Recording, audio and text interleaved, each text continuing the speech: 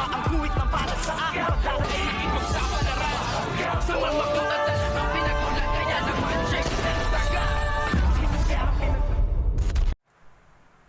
Good morning and welcome sa aking munting channel. Ngayon gang alam na ni Divina ang katotohanan. Ito ngang si Levi, ang anak niyang ipinagpalit niya noon sa anak nga ni Sherlyn na ngayon nga ay lumaki sa pangangalaga nga na itong si Sherlyn at ni Raymond, at ngayon ay gagawin niya nga ang lahat upang mabawi nga niya ang kanyang anak na si Levi at isasama na rin niyang bawiin ito ngang si Raymond. Dahil nga sa mayaman na siya at marami na nga rin siyang pera ay kayang-kaya nga niyang agawin at bawiin ang kanyang anak na si Levi at ito ngang si Raymond. Ngunit ano kaya ang gagawin nito ngang si Divina? Ngayon ngang alam pala ng driver nito ngang asawa niya nga Amerikano ang katotohanang siya ang tunay na pumaslang dito nga sa kanyang asawa at hindi nga na ibinigay ang gamot ito kung kaya't ito nga ay sumakabilang buhay na dahil nga din sa kagagawan nito ngang si Divina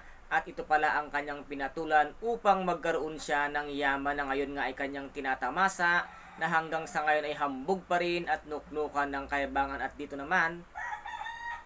ay aksidente nga ang narinig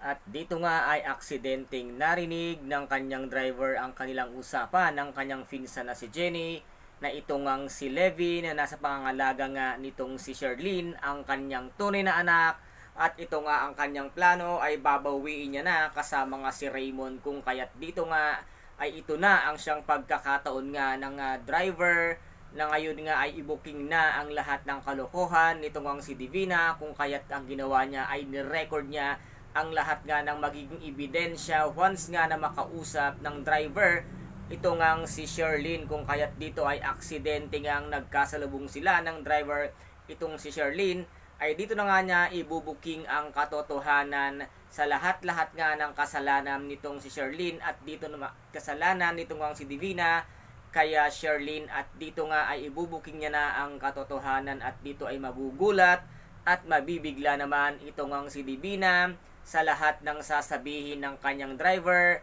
na ang katotohanan sa pagkatao ng nitong si Levi na ngayon nga ay malalaman na ni Sherlyn ang lahat-lahat nga ng plano nitong si Divina. Kaya guys, ito po yung ating ipakaabangan dito nga sa Prinsesa ng City Jail. Kung nagustuhan po ninyo ang aking videos for today, paki-subscribe na lamang po ng aking channel, paki-like and share para maging update kayo sa lahat ng gagawin kong videos. Maraming salamat po. Ingat, God bless, and bye-bye!